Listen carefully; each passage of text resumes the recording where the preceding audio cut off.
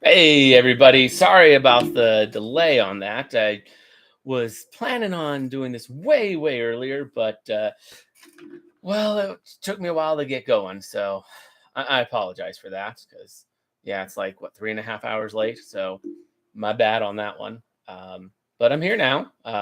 Again, sorry about being 3.5 hours late. That's pretty crazy. Good evening, Mitch. Good evening, Slither. Appreciate you being here. Is that a Yu-Gi-Oh reference in the name?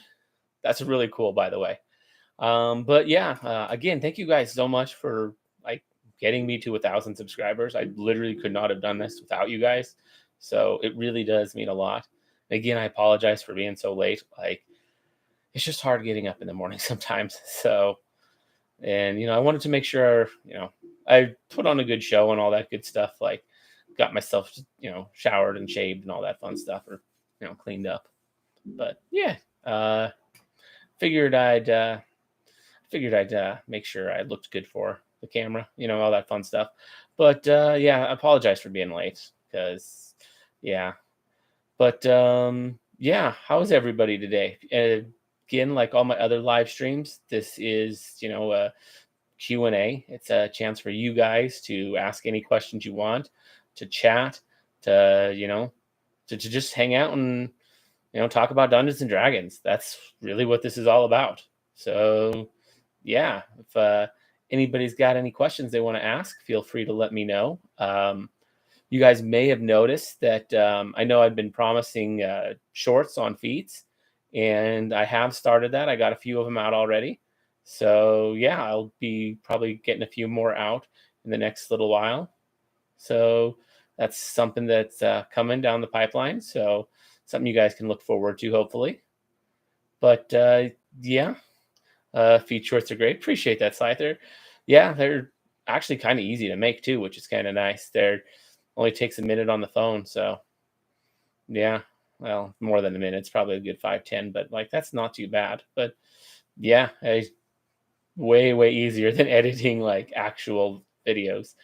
Um, yeah, so yeah, and there's a ton of content for it. I mean, there's a lot of feats in the game, so there's plenty to talk about with that.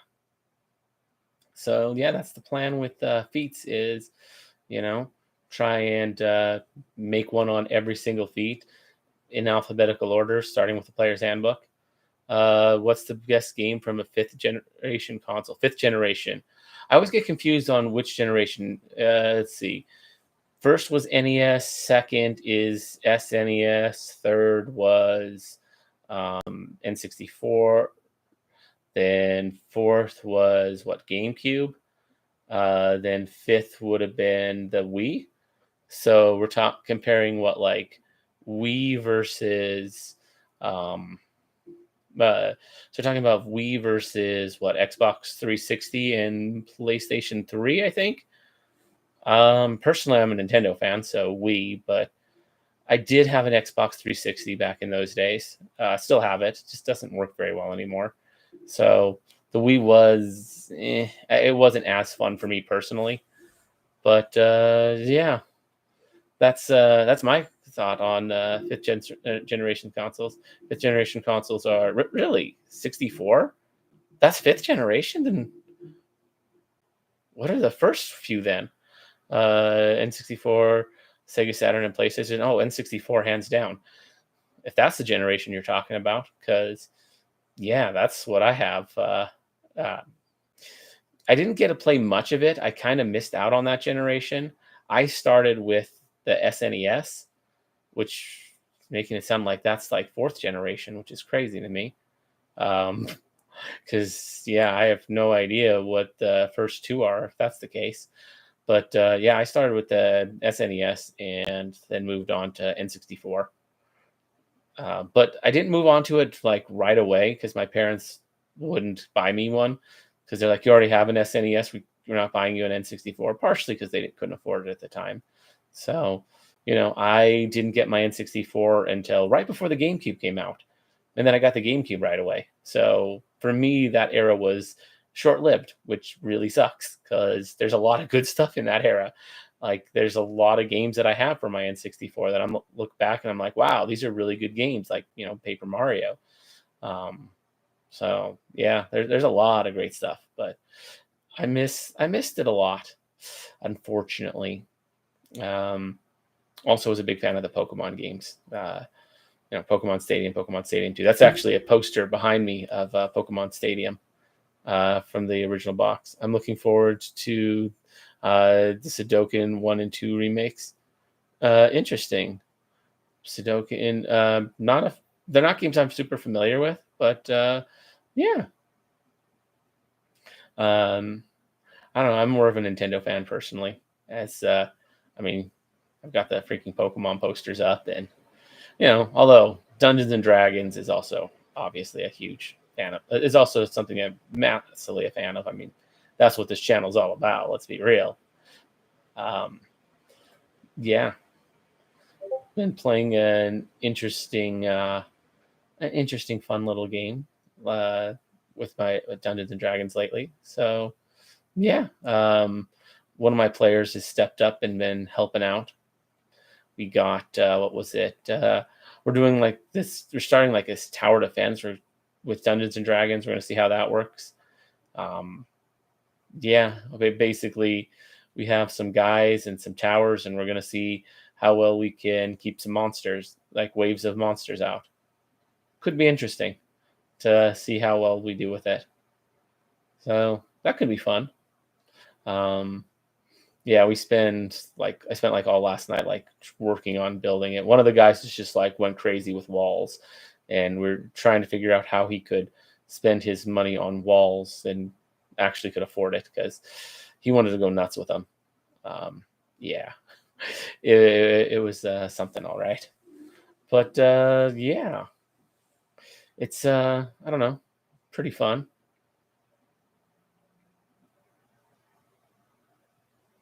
So yeah, anybody else have any good games? Um, Anything interesting happening in anyone's campaign? First generation console is the Magnavox Odyssey Nintendo Color TV game, or a Nintendo Color TV game. Interesting.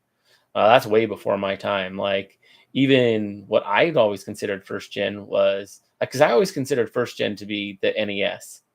Atari 2600 is a second generation console. That's crazy. I always considered NES to be first generation because that's like the first that you know was that I'm even remotely familiar with, and that's really when things kind of started.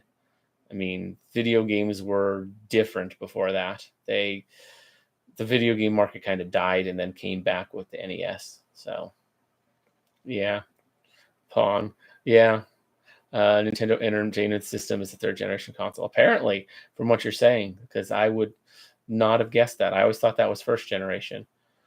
So yeah, and then if N64 is fifth, like you said, then sixth is what? Wii. Then seventh would be Wii U. Man, they could have done a way better job with marketing on that one. That was actually the Wii U was actually pretty cool, but they marketed it so terribly, and it didn't have any third party support, so it was not well. It had some serious problems. I think we said that was what, seventh, which makes eighth the Switch. So I guess we're on ninth now because Nintendo hasn't made a ninth generation. Um, we're doing a campaign in which, oh, sorry, linear of building is OP for building walls in 3.5. Uh, liner building, a liner of building. Interesting. I'm not familiar with that one. I for My DM was using, or my DM. I guess he's the DM for this. He was using the base for. I forget what it's called, but a guide for like bases or something. Um, we're doing a campaign in which we play a partial stolen soul from a warrior or outstanding individual. Interesting. I'm curious on that one. My dad was saying Friday night crowds of people would gather around the TV to play Pong. I can see that. I never heard stories about that, but also my dad never got into video games really. It's from a small town, video games just weren't really a thing too much for him. Although he went to the arcades to play back in the day, from what he was telling me. But yeah, he never got into playing console games. That was me. I'm the only one in my family that's done that. Well, aside from like some cousins and stuff, and even most of them aren't into it. Only a couple that are. So, yeah. Um, let's see. I'm playing Constantine Nice. Sixth generation consoles are Nintendo GameCube, PS2, Sega Dreamcast, Xbox. I forgot about the Dreamcast. That's a system that was ahead of its time in a bad way. They overbuilt the machine, and it was a good machine, but they overbuilt it, and the market just was not ready to accept that price cap. Like the price point was too high, and it had to be for that high level of a machine. So yeah, the market just it was ahead of its time. The market wasn't ready to accept a console that expensive. So yeah, that's a little bit of a problem. Nintendo's kind of gone the opposite route with the Switch, which Switch is great, it sells well, but they really could have and should have put a little bit more tech into that thing to make it perform a bit better. Because yeah, not only that, but they're the only major console that hasn't made a ninth generation console. They're still on eighth gen, from what I'm understanding. So, and I don't think they have plans to make a ninth generation console. Seems like they're going to do kind of what they did before and skip a generation, because the SNES to N64, I mean, that's technically only one generation, but other like their competitors, Sega, put out something in between those generations. So, yeah. My druid is inspired by Greta Thunberg and is a kobold. That's hilarious. I can see it, like, especially for a druid. Druids are all about nature and the environment, so I can see a druid being inspired by a climate activist. And I wouldn't be surprised if she played Dungeons and Dragons either. I don't know if she does, but my guess is if she did, she'd probably enjoy it. So, yeah. Um, my last console was PS2. I have been on PC ever since. That's fair. I did a little bit of PC gaming. It's been a while, but I played Skyrim was the main game I ever really played on the PC. Did a little Minecraft on the PC as well, but not much. Um, yeah, I never had like a server or anything, and like I just played locally by myself.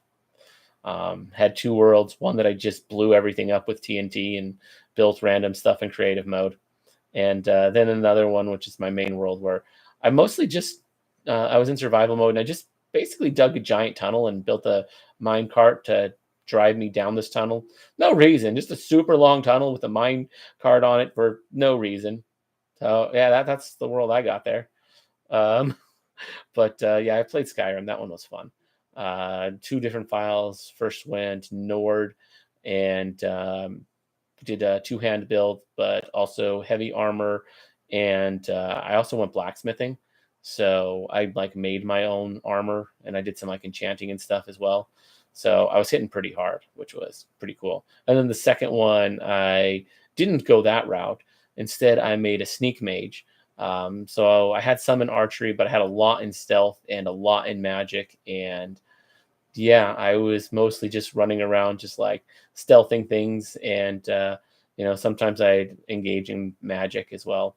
I was the leader of like every faction. Yeah, I was in charge of like every faction except for I couldn't do the Brotherhood because I glitched out.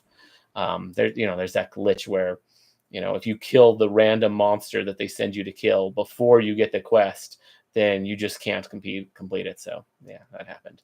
But yeah, I haven't been a huge. It's been a while since I played Skyrim or Minecraft. Let's see.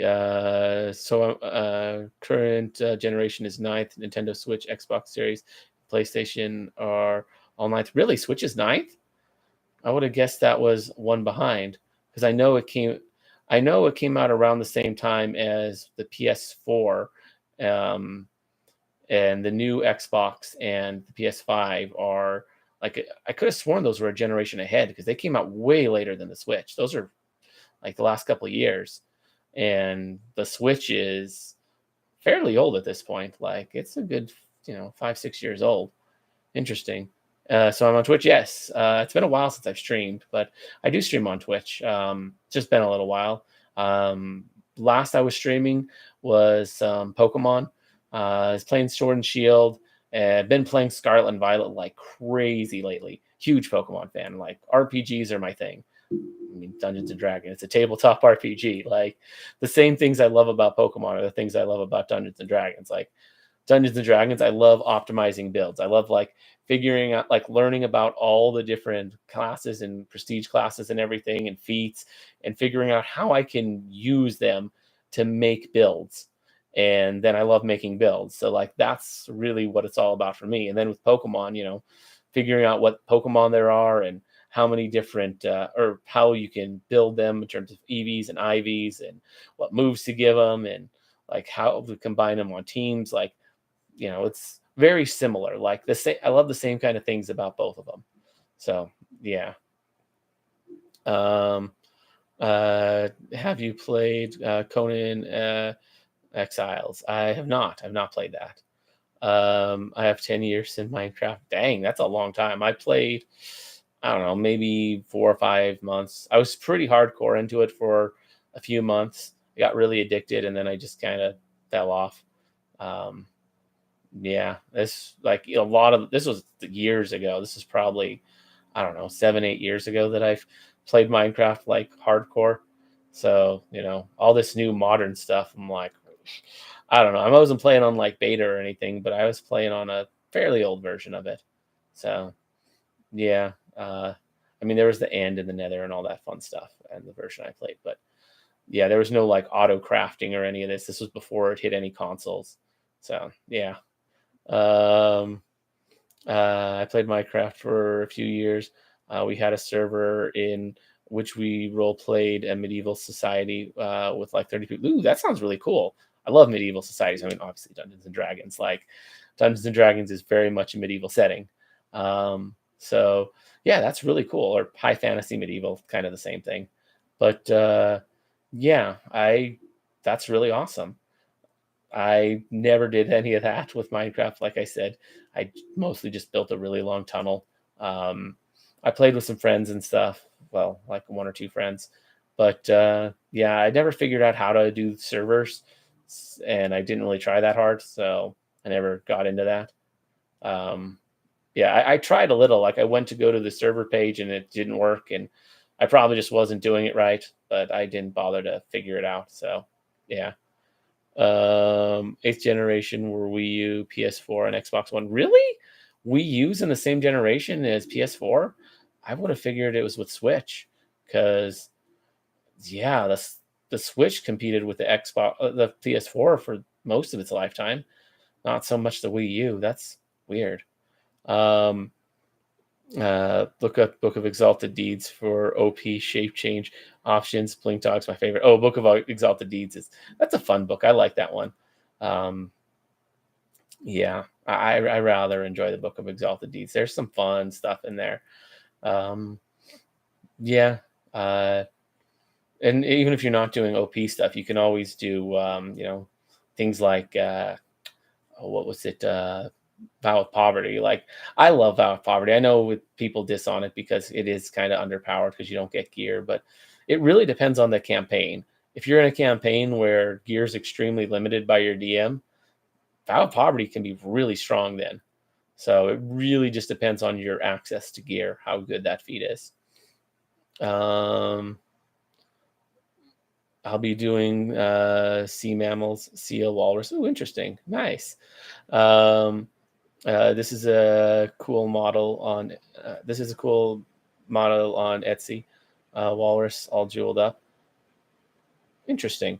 I mean, I've got a couple of models. They're a little blurry back there, but those are my three big dragons that I got back before the pandemic. Was using them in my game, and then I decided to repurpose them for my videos because I'm like, I could use upgrade down my background a little bit. So I'm like, let's throw those dragons back there, have some fun with that.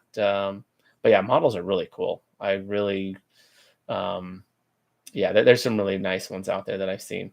Apparently, in the same set that these ones in, they have like a giant Tiamat that's even bigger than those ones. Very envious of that. I got a friend who has that. Super envious when I saw that she had that. So very cool. Um, that's I remember the beta. I think I even had a CM and nears all the videos saved somewhere when I first started playing. What are you talking about, Donovan? We introduced Magic and stuff. We played on the Windows 10 version of Minecraft. Nice, that's cool. I was playing before Windows 10 for sure when I played Minecraft. It was, oh boy. I was probably running XP when I was playing that. Almost certainly, because I think Vista was out, but Vista sucked. Um, yeah, you see the fifth generation consoles were the first with 3D graphics, analog sticks, and optical drives. Fair enough. Um, well, not all of them had optical drives. I don't believe the N64 had an optical drive, but yeah, aside from that, uh, Nintendo took a little bit longer to get in on the whole disc-based thing. They were in the cartridge era for longer, and funny enough, they were kind of right because everything's going back to the cartridge era. Like the Switch having their games on like little micro SD cards is so much a better. That's such a better idea, than having it a disc. Much faster processing. Like you don't have all those spinning discs. It's literally just RAM. It's very fast to read game cartridges. So, yeah. Um, Valve Poverty. Yeah, Valve Poverty's it's an interesting feat. It requires another feat to get, but I don't know. It's interesting. Sorry, I just joined and heard about Minecraft, and I haven't heard about that in a long while or played. Same. Uh, I mean, I hear about it, but I don't play it. Like it's hard not to hear about it, like especially when you're in the gaming sphere, because it still is a massively popular game, and just hearing everything, and then the whole dream scandal, the many dream scandals over the years, and then the face reveal and all, like everything with that, like it's kind of whatever to me. But yeah, it's hard not to be somewhat familiar with it, just with how big it is, if you're at all in the gaming sphere. Um, but I haven't played in forever, and I really don't care that much about it. Uh, did you have a chance to look up the Bone Creature Temple? Oh, I forgot about that. I did not. I completely forgot about that till just now. But yeah, it could be interesting for sure. Um, I'd have to look it up though. Um, yeah, sorry about that. But yeah, I don't know. It's the Bone Creature. I don't know. Could be interesting. I'd have to look it up. Um, but yeah, sorry, I'm trying to regain my train of thought on this. Um, yeah, Valve Poverty is a cool feat. I don't know. I like it. It's fun. You know, it gets you some cool free stuff that is hard to get otherwise, like the ability to not need to breathe eventually. I mean, granted, there are magic items that can handle that, but it really comes down to how good, like what kind of access you have to magic items. Um, good for a monk. That is probably one of the best classes to put it on as a monk. Either a monk or maybe a caster of some kind, but monk for sure. They don't get access to any magic items, which kind of sucks, but they don't need weapons and armor, so they're not spending money on +1 swords and shields and armor and all that, especially like at the optimization that the game developers intended. Like, I know that most players, when they're playing, they'll only make their weapons and armor +1s, and then they'll use greater magic weapon in order to just make it better. Which, I mean, okay, I get it, that works, and it saves a ton of money. But the game devs definitely did not have that in mind. using that like every day was definitely not something the developers ever intended. So yeah, without using that kind of stuff, then you know, it does make the monks a little bit more viable with about poverty because they don't have to use weapons and armor. Which, if you're not using greater magic weapon, then you're getting a plus, or then you have those bonuses. Like you'd have to be spending a ridiculous amount of money on your swords and shields and armor and all that. Whereas now you just get that without having to spend that kind of money. So I don't know, kind of nice. By the way, loving the shirt so far. Really works well for the feats. Yeah, I appreciate that. Yeah, I gotta make a couple more of those. Gonna work my way through armor proficiency. Oh yeah, great feats right there. Um, so those are definitely ones that I gotta work on. Um, yeah, sneak peek, good feats, but you know, uh, not worth taking. You much better off just dipping into like fighter and getting those for free. Fighter, cleric, paladin, I'll get them. So yeah, add were tiger. Ooh, were tiger. Not familiar with that one, but I do love the lycanthropes. Those can be really interesting, especially for like bruisers. They're a pretty interesting template to add on to a barbarian type build, and also they have some flavor to them, which is kind of cool. So yeah, I kind of like them. They're not bad. So I don't know, vampires, lycanthropes, all that good fun stuff. I don't know, they're all fun. But yeah, the feat series, yeah, I just filmed that like across the apartment. Got over by my bookcase. Really simple, quick, easy to do. So yeah, I'll definitely be making some more of those. Uh, just working my way through all the feats in alphabetical order. And I'm not just going to do Player's Handbook. I'm starting with it, and I'm going to be at it for several months because it's going to take a while to work my way through that. I looked it up. I think there's like close to 200 of them. So yeah, it's a lot of feats.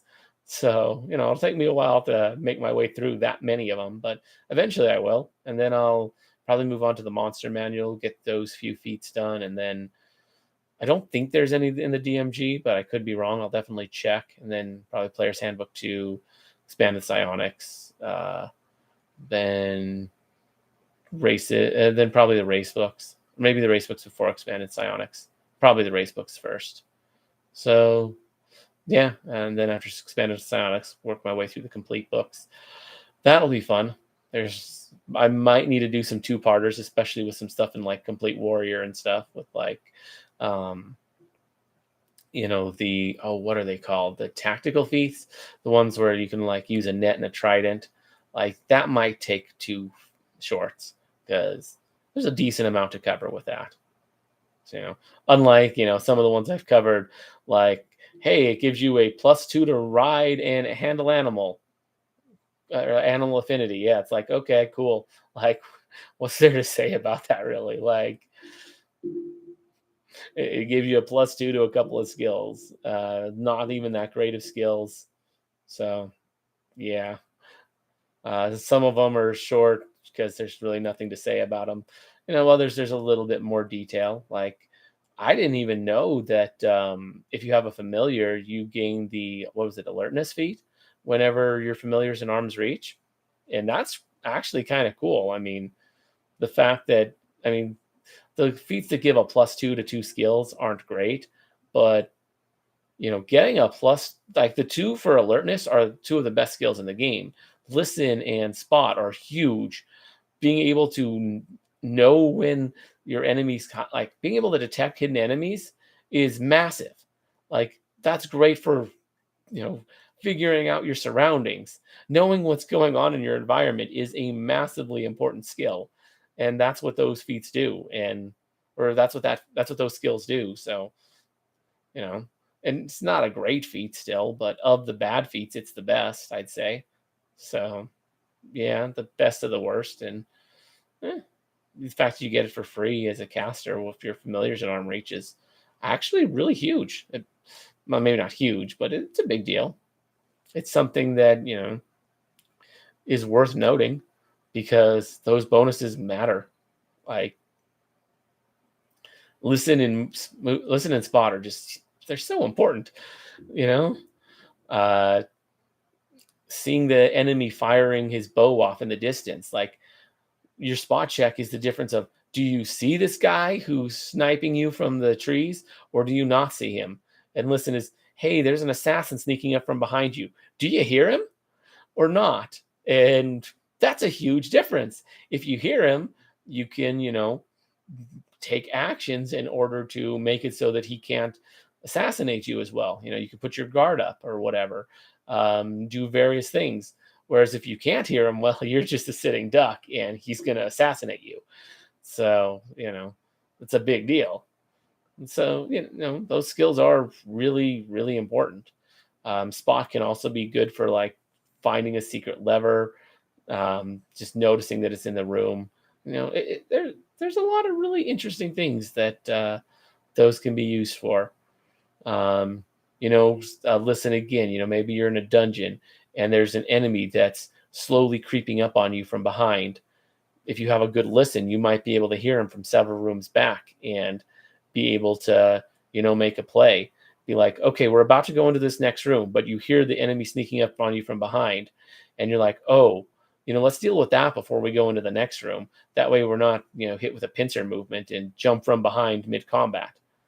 You know, there's things that they can very much be used for. I mean, even that's not perfect. Maybe the guys in the next room are going to come jumping out at you, but maybe that room gave them an advantage. So by jumping out at you, you're still on a better footing than you would have been had you fought them in the other room. So there's definitely advantages to listen and spot. They give they can just really help you make better decisions for your player.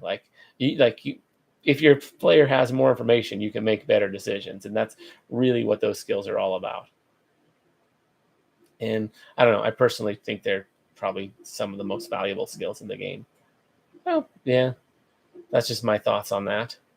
Um, yeah, uh, but yeah, still, I wouldn't recommend the feat just because you can do a lot better than a +2 to a listen and spot with a feat. It's really not worth it.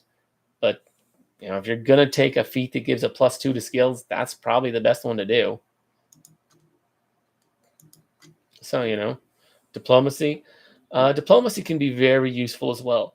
You make a good point on that one, actually. Diplomacy, yeah, that can be super, super busted in that, it makes it so that you can change your enemy's attitudes. With a high enough diplomacy, you can use a standard action to just say, hey, guy who's trying to kill me, how about you not try and kill me? Let's be friends instead. And it might work. Now you're going to take a -10 for doing it as a rushed action, and you're also going to have to meet a fairly high DC in order to calm someone who's hostile down, because if they're attacking you, they're hostile. But if you got a high diplomacy, you can really make something work there, which is also part of why Jumpermancer builds work, because then jump is apparently the easiest skill to get really high, just because it gets bonuses from having a high movement speed. So, and then if you have exemplar, you can just be like, okay, I'm going to jump really high and make it so that the enemy loves me and now he won't attack me. Like that's a thing you can do, because you can use any skill as a diplomacy effectively with Jumpermancer. Or with exemplar. It's a whole thing. But yeah. Although that might not be able to be rushed, I'm not sure. But yeah, I don't know, it's kind of fun. Yeah, I've seen diplomacy actually in action before. I had this whole encounter set up where my players were going to fight all. Basically, they just got done taking this town from the devils that they were fighting, because that's the whole campaign. Is they're trying to get free the land from the devils. If you're curious about the campaign, I have the videos on the channel. Um, Not many views on them, to be honest. Like no one's really watched them, but yeah, they're like hour and 15-minute long, just chats with me and my friends uh, who are in the group, just reminiscing about the game. The audio is not the best because I really couldn't. I hadn't learned how to capture Discord audio very well, so it's literally me recording the audio coming out of my speakers from the Discord call. Um, it's not so bad. It's pretty good for what it is, but yeah. But anywho, during our game, we had a situation where we had this big encounter. We just got done taking the city back from the devils. And then afterwards, the animals decided, okay, well, we've had enough with these elves here. They haven't been treating us right. So we're going to take back the town. We're going to, take this town for ourselves. So all these awakened animals came out of the woods, ready to fight, and the party just kind of talked them out of it. And so instead of like having this fight against these animals to save the town again, they talked the animals down and then talked the elves into forming an alliance with the animals. And now the elven town is half awakened animal, and it's a town where awakened animals and elves live in peace because the players decided they wanted to use diplomacy on these animals instead of fighting them. So yeah, diplomacy can be a very potent skill. You got to point to that. There's some other ones that can be really nice too, like bluff. Um, my bards like to play catch them all, or as I like to call it, Goku. Then beat them up, but don't kill them, and use diplomacy to make them good. Nice. Good old anime tropes. Just like Goku or Naruto or more Goku. He's definitely done it a lot more than Naruto has. But yeah, good old Goku. Literally every single arc of both Dragon Ball and Dragon Ball Z, and maybe even Super, he's made a friend out of an enemy. Like, let's see where to start with that. First was Yamcha. He was literally a bandit thief who tried, ambushing him. Then, Krillin was kind of a jerk to him. Tien was, the evil guy from the rival school. Same with Chaozu.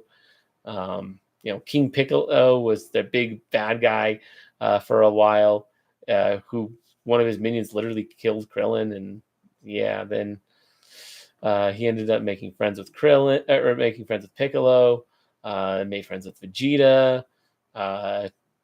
Then from the Cell arc, technically it wasn't Goku in the Cell arc, but Krillin ended up marrying Android 18, and I guess 17 became sort of a friend-ish.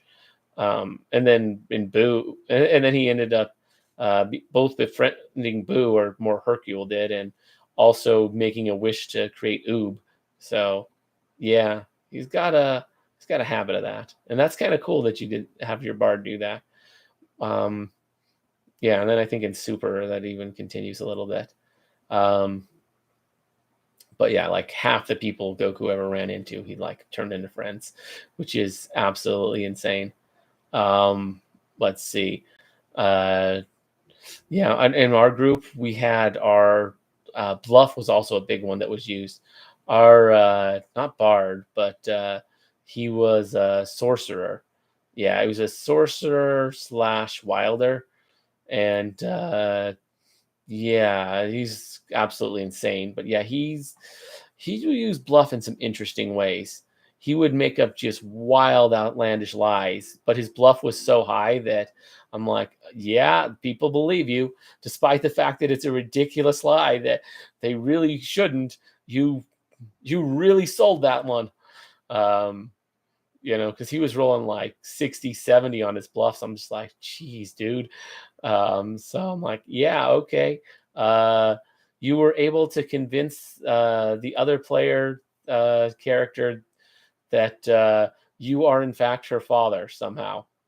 Yes, you pulled that off. Good job. That was a whole situation there. Yeah, he literally convinced another player. Well, it was cohort, but he convinced another player's cohort that he was her father. So that lasted for a little bit.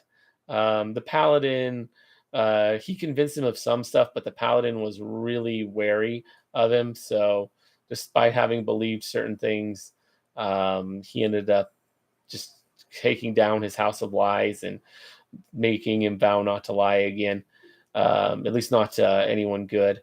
So, yeah, he also lie. He also told like half the people that one of the previous characters that used to run never existed, and and that previous character's mentor was now part of the party, same player. Um, so yeah, when he found out that he was telling everybody that his protege never existed and was just a figment of their imagination, he was not happy with that. That ended very hilariously. Um, yeah, the player who would like to lie, he decided he was going to, you know, he decided he wasn't going to fight, despite the fact that this guy was clearly mad and was ready to. So he decided to just like apologize profusely. Um, he also had a thing for a transformation, so he turned himself into like a puppy dog and like gave him like puppy dog eyes, like literally, as a cute little dog. And the guy that he was ticking off, he was Jade Phoenix mage, yeah, he was a Jade Phoenix mage. But anyways, he used flesh to stone on him when he was a puppy dog, and then walked over, grabbed him in the palm of his hand because he was a tiny little dog, or maybe it was a cat. I think it was a cat. So he was just a cat. So he grabbed him, palmed him, and then used his glove of storing to trap him in an alternate dimension. And I was like, you know what? I think that actually does work because since he's been turned to stone, he's technically an object right now. And since he's tiny, you can palm him. That does work. As a medium character, you can grip a tiny thing in your hand, which does allow the conditions for a glove of storing to work. Normally, you wouldn't be able to use a glove of storing to trap another party member in an alternate dimension. But given the weird set of circumstances that happened, he was able to pull it off. I'm like, yeah, that works. Due to the fact that he became tiny of his own volition and was turned to stone due to both of those things happening. Yes, you're able to do that. So that was fun. And then like the other party members had to like talk him into like giving him back. So that was a fun encounter. My party gets up to weird stuff. So yeah. Yeah, lately we've just been doing little we started doing, what was it, tower defense, which could be interesting. Um and once I get back to it, I'm gonna make an encounter. But the problem is these guys are like level 26 and they're really OP for their levels. They haven't taken epic casting because that one's hard to pull off effectively until you get to higher levels. I know some people will disagree vehemently on that, but honestly, the practicality of summoning a ridiculous number of things in order to cast a spell, or to help you cast a spell, is just insane. Like, no, where are you going to put all these things? That doesn't make any sense. You just can't fit hordes of summons. So, but anywho, uh, which is the only way to really make that super OP. But aside from that, they're like really strong, and yeah, it makes it very difficult to challenge them. So like just throwing stuff out of the book is tough. So a lot of the times I'll make NPCs custom to like beat them, and that takes a lot of effort. It takes a lot of time to make a min-maxed NPC character that's fleshed out enough to really deal damage to these guys. And it's a lot of work, especially for a one-off boss that's going to be thrown away as soon as the fight's over. So yeah, that kind of is a thing. I do half the work is like for build videos as well. Like I'll be like, all right, let's make a build video, and then the build video will be part of it. So, that saves a little bit of time and effort on it, because I can double dip my content with, you know, coming up with a build for these NPCs and also making a video on it. But then I have to actually like go through and like completely flesh out the build, which takes time. So yeah, that's a whole thing. But yeah, if anyone else has any questions, we can definitely get to answering some of those. Yeah, more feats, more shorts on feats is definitely coming down the pipes. We are not just going to be doing shorts and live streams. I know that's all you've been getting for the last while. I haven't dropped an actual video in a while. That's coming. Not sure when, but that's coming. I've been a little burned out and struggling with mental health and all that fun stuff. So been dealing with that, but I'm getting to the point where I think I can start working on those. Maybe I'll pull off one today. We'll see. If I do, it's going to be another prestige class description. So can look forward to that. That'll be the next one that I drop. Although I do have one post dated for like a week from now, so you'll at least get that. That one will be kind of interesting. I got a nice custom thumbnail for that one. That's pretty fun. Yeah, it's a nice custom thumbnail that I made. I'm proud of that one. It's me doing the Drake pose with the 3, 5, and 5 ebooks. So you can look forward to that coming out about a week or so. But yeah, if anyone's got any other questions, I'm definitely free. I'm definitely down to answer any questions you guys might have.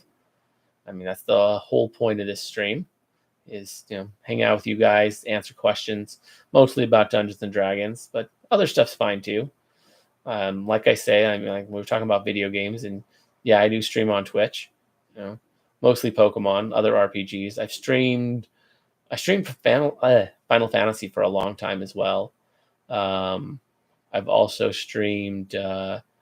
What else did I stream besides Final Fantasy? I streamed Super Mario World. That was my game growing up, was Super Mario World. I grew up on Super Mario World and Donkey Kong Country. So I streamed those for a bit because I just love those games. By a bit, I think I did like 3 streams completing all of Super Mario World, because like I've gotten pretty dang good at it. And I did a single stream beating Donkey Kong Country, not 100% because I don't know where all the exits are, where like all the secrets are, but I did beat King K. Rool. So that was just one stream. It's like 4.5 hours. It's really not that hard for me to beat the game. Like I can beat it in 4.5 hours, which isn't that impressive, to be honest. Like far, far from the world record. So yeah, I think the world record's like under an hour, which is insane. But yeah, I don't know. It's considered my time fairly fast. But yeah, that's that. And I did do some speed runs on Super Mario World, like beating it through Star Road. I did that in about 17 minutes, so not terrible. Much closer to a world record than the Donkey Kong one, because the world record for that particular route's like 8 minutes.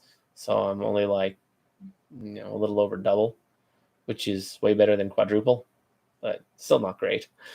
So many places I could absolutely save time without having to develop new tricks or use new tricks that other people are using. So yeah, that's just where I'm at on that. But yeah, Dungeons and Dragons, that's been my jam since I was about 18. I think I started with 3.5 and I was about 17, 18 when I started playing. I was fairly casual at first. This was senior year of high school, but because I just couldn't find groups. But then I found a group in college when I was 20, almost 21, and we played our first real campaign that semester, and it was fun. We played a lot too. We were playing 5 days a week, and multiple hours a day, like literally every minute that I had free during the weekdays, I was playing Dungeons and Dragons. And yeah, that was fun. Um, and then after that, I didn't get a good game for a while, which like a long while, which kind of sucked. But I had games here and there. Some of them were pretty fun. And then I got into it when I went back to college to get my bachelor's. I worked with the local Dungeons and Dragons club and at the college, and yeah, got my game going. It's a really fun game. I rather enjoy it. We it's absolutely ridiculous being insanely high level. Like level 26 is crazy. It's absolutely insane because of how much you can do. So, in once you reach like even well before level 26, death stops becoming a fear. Like once you reach, I don't know, level 12, your fear of death has really gone down a lot. At level 5, yeah, you're still pretty scared of death because you don't really have the tools to revive yourself. It's what, 5th level spells, so I guess around what, 9th level is when the fear of death starts to really go away in a significant way. Because now all of a sudden you have 5th level spells, and it's difficult, but you do have some tools in order to revive yourself. And then it starts to become less and less significantly. I started when I was 12 with 2E. Dang, I didn't even know Dungeons and Dragons was a thing when I was 12. But yeah, 2E, that's a little ways back. I never played 2E. I started with 3.5. I never even played 3.0, although, I mean, I have the 3.0 core books, and I don't know, and I have several of the 3.5 books that I use are actually 3.0. Just because, it's really easy to convert 3.0 material into 3.5. The general rule of thumb in terms of like raw, whether 3.0 is legal, is if it hasn't been retconned, then it's legal. You just have to, retrofit it. I played in my first game of 3.5 when I was 10. Wow, dang.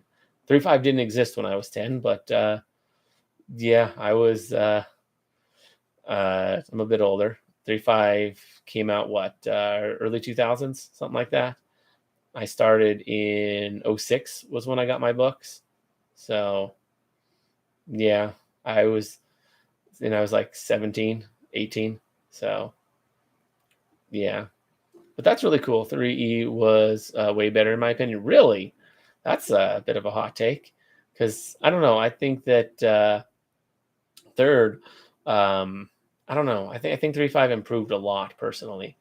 I think that I don't know, the way that sizes work makes a lot more sense now than how it worked in 3.0. I don't know. The 3.0, it was more simplified and not exactly in a good way. Versus 2E. Okay, that's fair. Yeah. 2E weren't you guys still using THACO back then?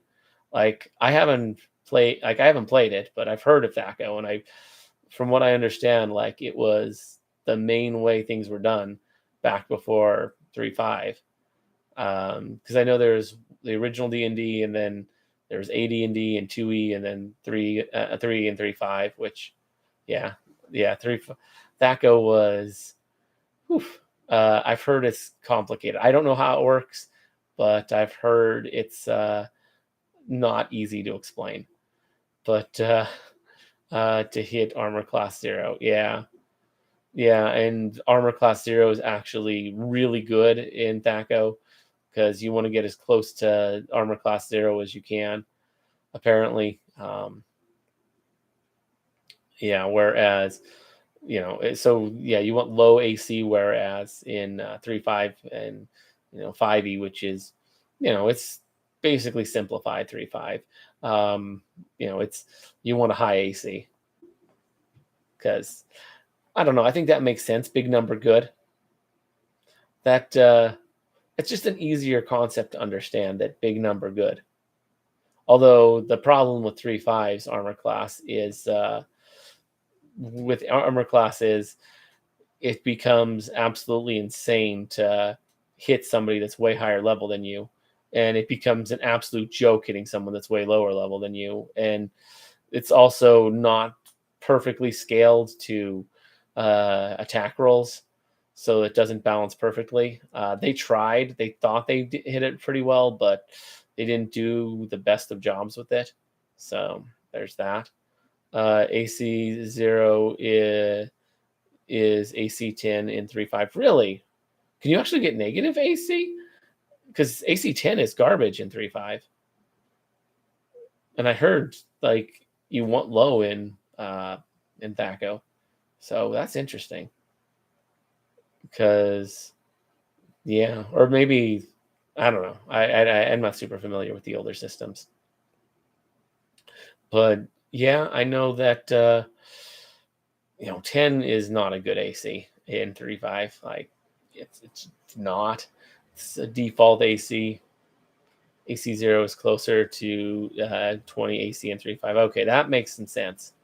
Because 10 is not good. 10 is like, hey, I'm a commoner, or I like just your average Joe Schmo with no armor and no penalties has a 10. And yes, negative AC was a thing in 2 weeks. Ooh, interesting. That's kind of cool. Not a thing in 3.5, but there's also AC 72 is possible to get. I think one of my players has an AC around there. Because there's some ways to cheese your AC up pretty dang high using various different mechanics. So that's a whole thing, which makes it very hard to hit those kinds of ACs. Adding strength and attack roll, like you're basically a wall. I've only played the 3.5. I've looked at other editions, but for all the marketed possibilities, I love 3.5. But any additions can be great. Oh yeah, it just depends on your DM. Our DM is phenomenal. Yeah, 100%. The DM, like your group, the DM's probably the most important player at the group, or I guess not player, but the most important person at the group. But everyone at the group matters a lot, and it's a big, like, you really need to have a good group like that. Like, you need a group that you gel with. That's the most important thing to having a fun time, is having a group that you gel with. If you have a group and you just aren't gelling with them, you're probably not going to have a good time, and that's a problem.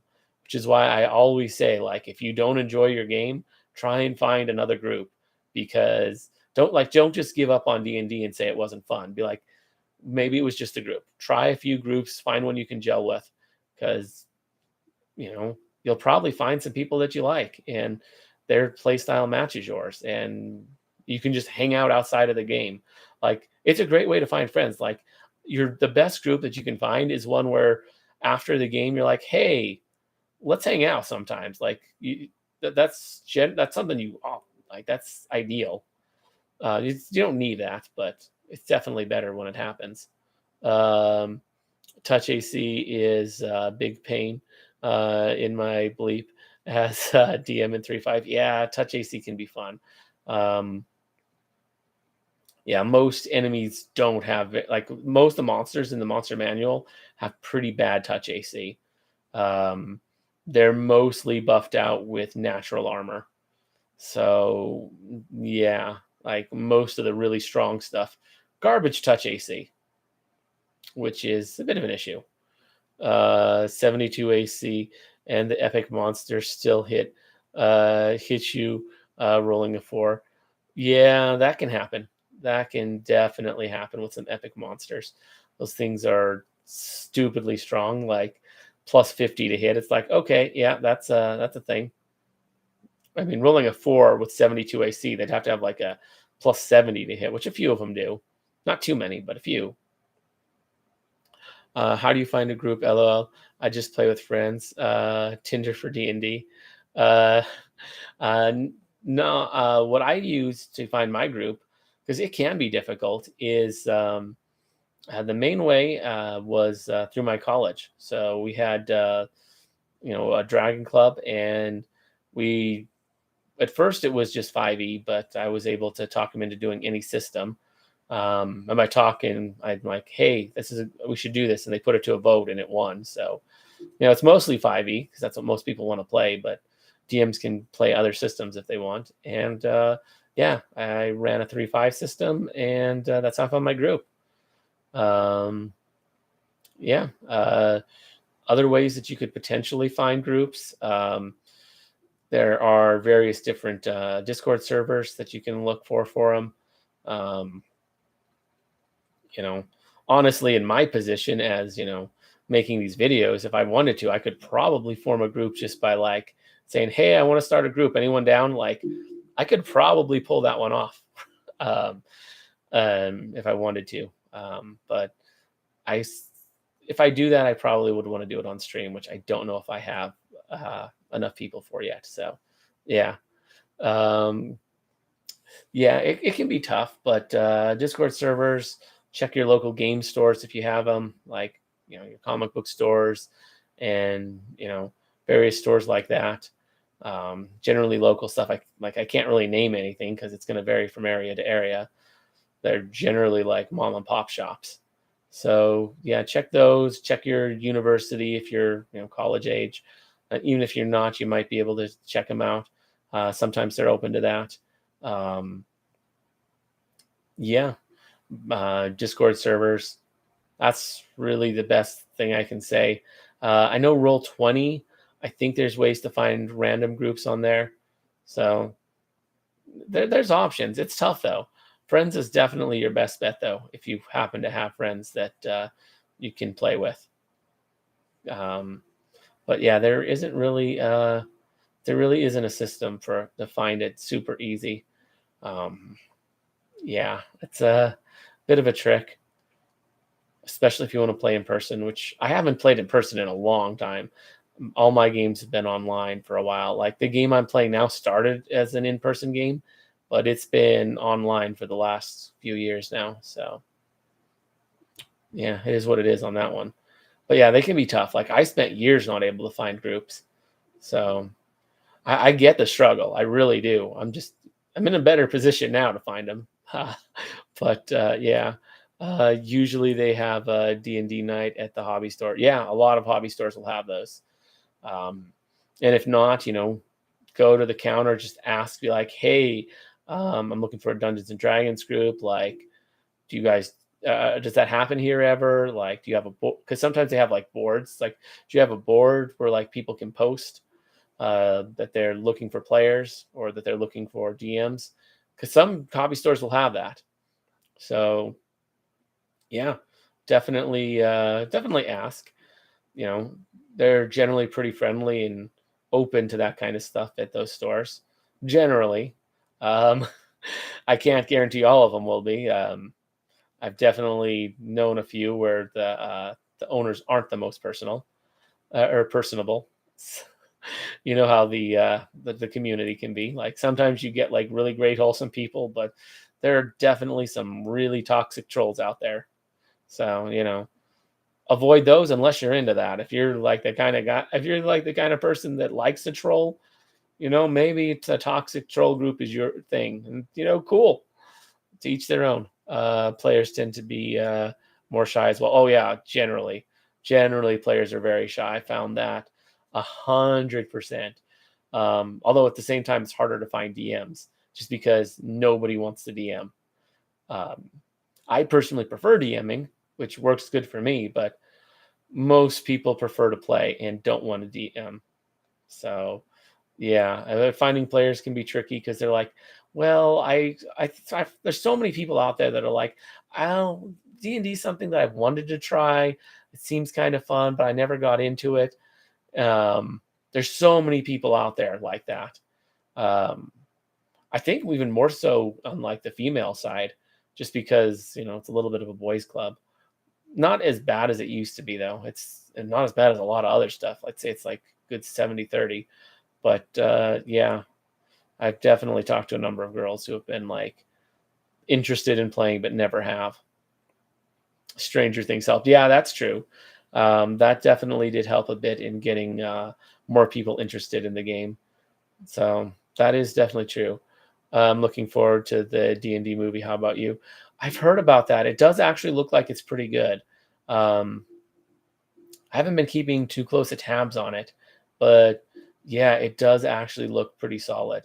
Uh, I'm not in a position where I can just go watch movies, unfortunately, and super broke lately, which really sucks. But it is what it is. So I may or may not get to see it, but I definitely would like to because it does look genuinely good. Just because, like, when you look at it, it's like, okay, these characters are like it feels like a real D&D game. You know what I mean? Like it's not like a Hollywood movie where it's like the Lord of the Rings. No, it's not the Lord of the Rings or anything close to it. It's got the same kind of setting sort of, but there's that heavy meta aspect to it of just all the, shenanigans that players get up to. Like from the previews, it's clear that the crazy freaking shenanigans players get into and the meta commentary that players say, above the table, like that is hilarious. And I love that they are including that in the movie because that's a huge part of what D&D is.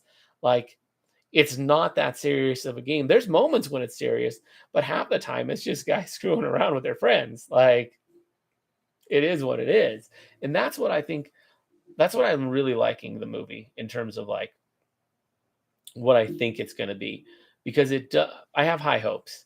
It feels like it's going to be really, you know, taking it like it's going to take the game seriously and that it's not taking itself seriously because players don't take it seriously. But yeah, I feel like it's like they did a good job with it in terms of what they've shown in the trailer. I'm very much looking forward to it. It looks good. So yeah, that's I don't know. What about you, Snagwell? If you looking forward to it? Oh yeah, you said you are. World of Warcraft, the movie. Interesting. Wasn't familiar with that one, but that could be interesting. I know Mario's having a movie. That looks kind of cool. Um, yeah, I'm looking forward to the Mario movie.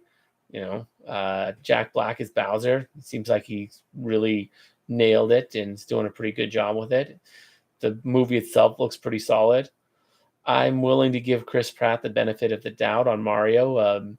You know, some of the stuff he's done has been questionable, but my guess is, maybe it's not as bad as it's going to seem, and maybe it's not really his fault. Like the big Koopa's blunder that he said, maybe that wasn't really a blunder, because, you know, I think there's a decent chance that, if he was really playing Mario, he was stomping Goombas, and they told him, no, you have to say Koopas. There aren't Goombas in this movie. You got to say Koopas. It's all about Koopas. So like he had to like remember the name. So there's that. The actor from Vikings who plays Ragnar is the lead. Oh, nice. I haven't seen Vikings, but that's really cool. Been watching a bit of anime. Just saw that. I didn't just see, but it said that season 2 of Demon Slayer hit Netflix today. Turns out it's not actually season 2, but the movie, but they turned it into a season. Um, they turned it into 7 episodes, and that's what hit today. I watched it last night, so that was cool. But yeah, it turns out not actually season 2, which is disappointing because it's been out for like forever. But it is what it is. I'm just gonna be behind on that one. But yeah, Black Clover fan. I'm a big one. Nice. I am. I'm behind though. I actually in my D&D game, I actually had them fight the Black Bulls, which was fun. I Yeah, I actually had them fight, Yami and Asta and Noel and yeah, they've ended up fighting the Black Bulls. That was fun. I haven't seen it in a while. I'm behind. I've gotten behind. I haven't watched it in a little while. Um, the last thing I saw on Black Clover was they were preparing for the fight against the Heart Kingdom, and I think Asta had launched the initial attack, but it was still really early into that, so I'm way behind. But I really did love Black Clover, and yeah, like I say, I actually had them fight the Black Bulls in my game once. That was pretty fun. Designed characters for all of them, and yeah, I had them fight. It was a good time. Also, when I was streaming on Twitch, playing Pokemon Shield, I named all the evolutions after characters from Black Clover. So that was kind of fun, having my little troop of evolutions all named after, Asta and and uh, yeah, and Noel and Magna and Luck. It was pretty fun. But I do like. I'm a big fan of Black Clover. It's a great anime, and that's not even the only anime I've included in my game. I think I talked about it before, but I had One Piece in there as well. Had them fight the Blackbeard pirates, so that was fun. Working on keeping up on that one, at least in terms of the dub. So yeah, I mostly watch dubbed. I know. I just prefer not to having to read when I'm watching the show. It takes away from the action. So that's just my take on that one. But yeah, um, and the dub on One Piece is actually getting pretty far, so that's pretty cool. But yeah, I also had him fight Ganondorf once. That was pretty cool. Have my players fight Ganondorf and just take him down, and yeah, I base it off of a mixture of Ocarina of Time, Wind Waker, and well, what was the other one? Twilight Princess. That was it. My wife has watched all of One Piece so far. Dang, that's impressive. My best friend's watched all of One Piece. He's caught up with it, which interestingly enough, like I'm deep into it. Like I'm over 900 episodes into it. I'm not caught up. I'm a good 100 episodes behind, but I think I'm in the same arc as my friend who's caught up. Just because the current arc I'm in is ridiculously long. Um, yeah, I'm like towards the beginning of it, and yeah, and not even that like not even super in the beginning. Like I'm a decent ways in, but yeah, it's a really long anime. So yeah, that's where I'm at on that one. But yeah, lately I've been watching some anime, playing some Pokemon, playing some Scarlet and Violet. Really digging the event currently because I don't know if you can see, but I got a Mischievous back there. Been my favorite Pokemon since like Gen 2. And there's a Mismagius event currently going on in Scarlet and Violet. So that's kind of cool. I've been making sure to do that a lot to get a few Mismagius just because I love them. Episode 11. Wow. Yeah, that's not very far. You're,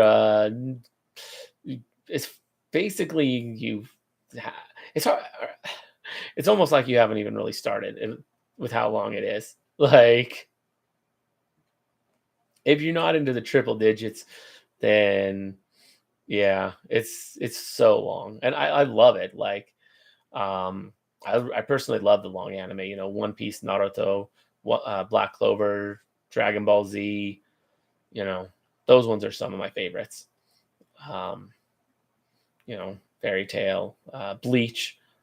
Looking forward. I haven't started Thousand Year Blood War yet, but looking forward to that. Just got done rewatching all of the 366 episodes. So yeah, or 366 prior to the Thousand Year Blood War, but I haven't started that yet. Mostly because I don't have Disney Plus or Hulu, so I can't. So that kind of sucks. But I'll watch it eventually when I find a way to do it. But yeah, maybe someone will come over and or maybe I can go over to someone's place or something. I don't know. Like some friends or whatever. I can only watch anime. Uh, I am a big anime fan as well. Oh, sorry, I missed one. I can only have. I can only watch anime with English dub. There we go. Vinland Saga is amazing. I haven't seen Vinland Saga. I've seen that one popping up on Netflix though, and I have been looking for recommendations, so maybe I'll give that a try. because I think that one just came out with new episodes or something, if I am remembering right. So I might have to check that out. But yeah, ah, Vikings, nice. That could be cool. But yeah, anybody have any more questions or anything? Maybe something on Dungeons and Dragons. This, that is the primary focus. Like, I'm down to talk about whatever, but this is a D&D channel, so you know. Um, yeah, and if you guys are fans of like Naruto, I am going to be doing more of those Naruto not character reviews. That's Naruto builds. I'm not sure when it's going to come out. Probably somewhat soon. Once I start getting back into the rhythm of making videos again. Shikamaru is one that's going to be coming fairly soon. So that's something that I'm going to be working on. So that could be cool.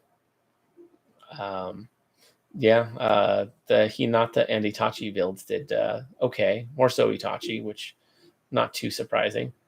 But yeah, Shikamaru is going to be coming. That'll be a fun one to do. Should character only focus on class skills?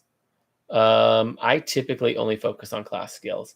You can cross class, but it is a lot more resource intensive. So I do find it to be better to only focus on class skills personally. And I when it comes to skills, I'm one, somewhat lazy, and two, prefer to be really good at a few things. So I will often go with the lazy but somewhat effective method of, at level 1, pick a number of skills equal to my intelligence plus whatever the amount that I'm able to get for my class is. Like if it's fighter, it's what, 2 plus int. If it's rogue, it's 8 plus int. So I'll take whatever that is, pick that many skills, and I'll just max those out and just keep that many skills maxed out because it works. If your int goes up, then you have to get a little more complicated with things because it doesn't retroactively increase your skills. But I don't know. It's a pretty simple and fairly effective method because having maxed out skills is quite useful. How many points should you invest in a skill? Depends on the skill. Some skills you want to max out. That part is confusing. Okay, fair enough. So some skills you want to max out. Things like knowledge skills can often be really good to max out. Spot and listen you'll typically want to max out. But then there's other things like heal, where you just want to have, maybe don't even take that skill, but if you need it for a prestige class, put some points in there. Maybe put some ranks in otherwise, just to be able to stabilize.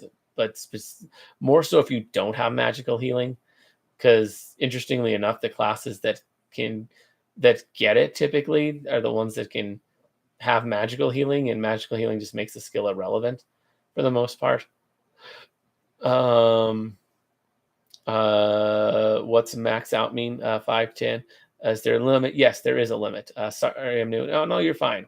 So the limit on how many skill points you can put into a skill is 3 plus level. So, or 3 plus hit dice, but for the most part, that's going to be 3 plus level. So if you're level 5, then you can put 8. If you're level 1, you can put 4. And that's only for class skills. It's half for cross-class skills. And cross-class also costs twice as much in order to get. So you have to put 2 rank. You have to put 2 skill points for every rank. So yeah, it gets confusing with cross-class. But class skills, 1 skill point equals 1 rank, and you can go 3 plus level. Is there a time you should stop investing, like after 20, for example? It depends on the skill. Like I say, for things like spot and listen, go crazy with them. Fully invest that. Same with diplomacy, bluff, skills like that. Those have a lot of uses at higher levels because, there's no real cap to listen. It's like, okay, well, if your skill at listen gets better, then you're able to pick up more distant sounds and like you'll get more information. It becomes better and more useful the more it has. It's like, yeah, that thing that's way the frick down the hallway, you heard it coming from like a mile away. Or you're able to spot something way off in the distance that you probably shouldn't be able to see, but you roll the freaking 70 on your spot check. So yeah, you manage to see it because you have the eyes of a hawk. Um, Same with knowledge. If you have a crazy high knowledge check, your DM will often be like giving you information that normally they wouldn't. They'll be like, all right, well, here's some stuff that I don't know how the frick you found this out, but somehow you knew this about the character. So yeah, those ones can be really useful.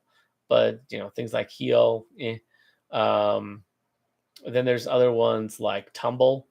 That one is hitter. That one you may want to stop at a certain point, or you may want to go all out, because I think that one actually one you probably should just stop after a while, because I don't think it's an opposed roll. I think that one is typically just against a flat DC. So once you're able to hit the higher DCs consistently, then or the DCs that you need to consistently, then you don't really need to keep going with it.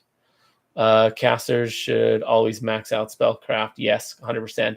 Knowledge, and the knowledge is going to depend on what kind of caster. If you're an arcane caster, that's going to be knowledge arcana pretty much always. If you're a divine caster, it's going to be either nature or religion, depending on whether you're more of a druid or a cleric type divine caster. The cleric type ones are going to be divine, or going to be religion, and the druid type ones are going to be nature. And by type, I mean, where do you draw your power from? Do you draw your power from the gods, or do you draw it from nature? So yeah, and concentration for epic spells. Yes, 100%. Concentration is really useful to have for epic spell casting, and just in general, it's super useful. If you ever end up in melee combat, having a high concentration is super good. Yeah. So definitely good to keep those maxed out. One of those, I'm trying to remember which. I think it's knowledge. You technically don't. It's not technically the skill you need maxed out. It's the ranks. So other things that give bonuses aren't actually going to help much with it. But you do need the ranks for epic spell casting. It's just having having higher skill isn't as important. I think it's knowledge. I don't. Yeah, I'm pretty sure it's the knowledge. It's not the spellcraft. Spellcraft, yes, yeah. Spellcraft is, you do want bonuses on that one, because that'll help you actually craft your spells. Whereas knowledge, you just have to meet a minimum ranks in order to pull off certain things. So yeah, or I think it's something like that. Epic spellcasting is complicated, and you don't really get into it too heavy until really high levels. Like my party's 26th level, and they haven't really started yet, because it's really not till level 30 that it's not until like your level 30s that you can really start getting into that, without using heavy cheese of summoning hordes of monsters. From Savage Species, I'm playing a level 1 pixie in Homebrew Forgotten Realms campaign. Ooh, that's cool. I love Savage Species too. The fact that you're able to just play monsters that normally you wouldn't be able to play at level 1 at level 1. Like, you can play a fire giant at level 1. Normally you wouldn't be able to play that to level 20, but you can play it at level 1 with this, and work your way up, which is really cool, because that's the real advantage of it. Is they took, technically it's a 3.0 book, so they took the 3.0 monsters and they basically added their hit dice and level adjustment together to figure out how many levels to give it, and then they made a little level up stat block. So yeah, really cool. Rogue should definitely always max out move silently, hide, spot, and search, regardless of what combat route you go. Most of those, a lot of those, although it kind of depends a little. But rogues get so many, I guess that's probably fair. Uh, Move silently, probably useful. Hide, yeah. Spot. Those aren't bad ones. Listen also is a pretty important one. I love Savage Species. Yeah, Savage Species is such a fun book because it lets you play monsters at earlier levels. Like it gives you the option of, working your way into stuff. So I always thought that was really cool. Um, I even tried to make my own custom races based off of like the Savage Species mindset. Um, I don't know if I did the best of jobs with it, but I created like the gold. I made like a gold dragon. It's like I think I had like 72 levels or something stupid. But that was to get to Great Worm, which, pretty ridiculously strong. Great Worm, has a lot going for it. And of course, I know Great Worm Gold Dragon's only 27, but, you know, uh, you'd also have the gear of a level 72. So, which does make a big difference. So, I don't know. I'd say it works pretty interestingly. Maybe 72 level. Maybe I could have gone for a few less levels, but it's hard to say. Dragons have really, really high uh, level adjustments and HD, so makes it a little tricky. But yeah, dragons are, I don't know, I'm a big fan of the dragons. I mean, one, it's in the name of the game, and two, I don't know, they're just fun. I mean, I have three of them back there. I don't know, dragons are cool. They're some of my favorite monsters. Um, some interesting stuff with them, like they all have a 10 dexterity, like literally all 120 different dragons in the monster manual. And by 120, I mean you know, 10 different types of dragons in the 12 ages, so 120 between all those, all have a dex of 10, which does make them easy to take down with, what is it, Shiver Touch, which is already kind of a broken spell as it is. But yeah, I've seen players just use that spell to just murk dragons. It's a little bit insane. But yeah, Savage Species, it's a fun book. Um, I've actually worked the Astral Diva, which does need some revamping for 3.0 or from 3.5 because they did change some stuff from 3.0 to 3.5 that regards the dragon like, or not the dragon, the angel like size for one. It was changed from large to medium in 3.5. So that's a thing. But yeah, we broke down a vampire template through Savage Species rules, and it worked out pretty well. Nice. Nice. Yeah, the vampire templates. That's a fun template. Oh, so you had it so like you became a vampire, but like not overnight. Like you slowly gained, like you were bitten, and then like at first nothing happened, but then when you leveled up, suddenly you started to notice some changes, and then as you kept leveling up, you would notice more and more of your body changing to become vampiric, something like that. That's actually kind of cool. Nice. That's really awesome, Robert. Um, Good berries. Ooh, good berries is actually that's a really useful spell.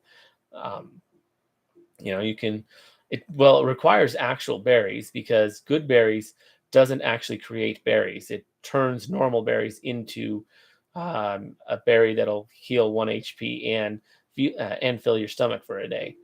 That's what it does, is it turns regular berries into good berries. But yeah, those things are really nice. They, you can get a nice satchel of them that last for a long time, and they can feed you for a long time. Very great spell. So yeah, super super useful. Especially useful for like if you happen to have someone with a vow of poverty at a low level on your team. Um, Good berries can really go a long way for that, since they can typically only carry a day's worth of rations. But you know, you might be able to get away with having a handful of good berries to keep them going for a little while. Or if you happen to be a druid with a vow of poverty, which isn't the worst thing in the world. Yeah, could definitely be interesting. Uh, In core rules, only for 3.5. Is it worth trying a bard? Oh, 100%. Oh, core rules? Oof. Let me think about that. Do their spells ever get good? And they get okay. They don't seem to cast many a day. So casting is decent with just core rules on bards. The real advantage of bards is bardic music. That's what really makes bards shine. Is the casting can be really good as well, but bards are support characters. Bards are not the guy that's going to be, doing the damage. They're going to be support, 100% always support. That's the role bards play. Um, so with core only, yeah, they can probably be good. Are they going to be better with more than core? Yeah, 100%. There's some really great bard stuff outside of core that can really buff bardic music. There's stuff that can. There's so many different ways to. There's also ways to buff bardic inspiration.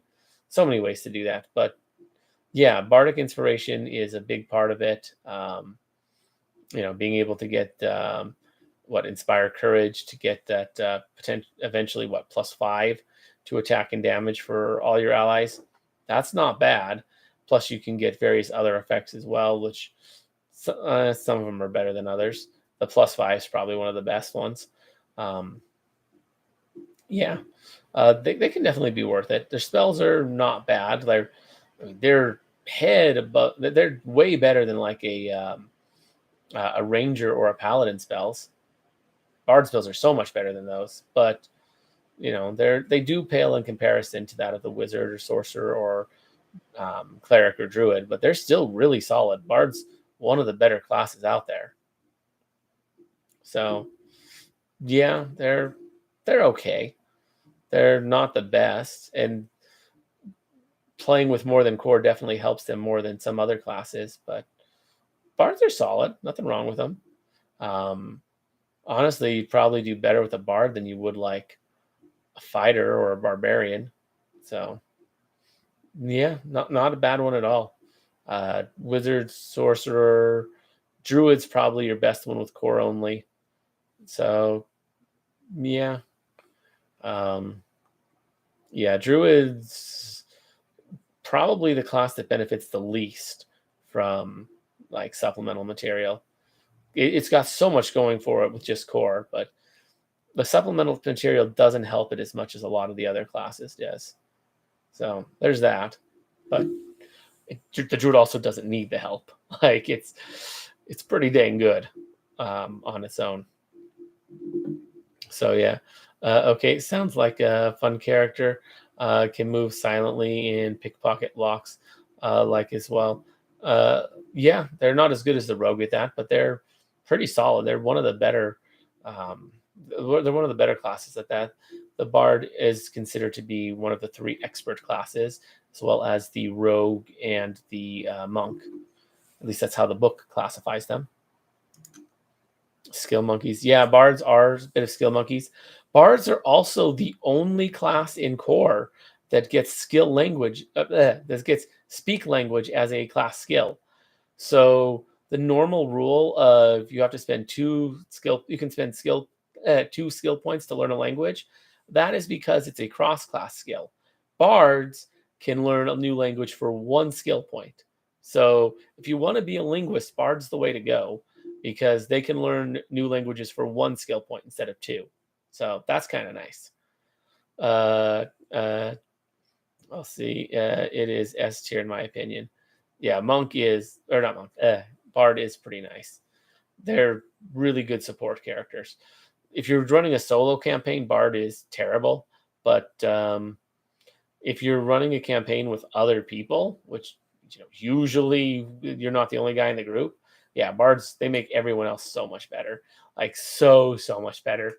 Having the bard in the party just makes everyone else shine, and that's actually really solid.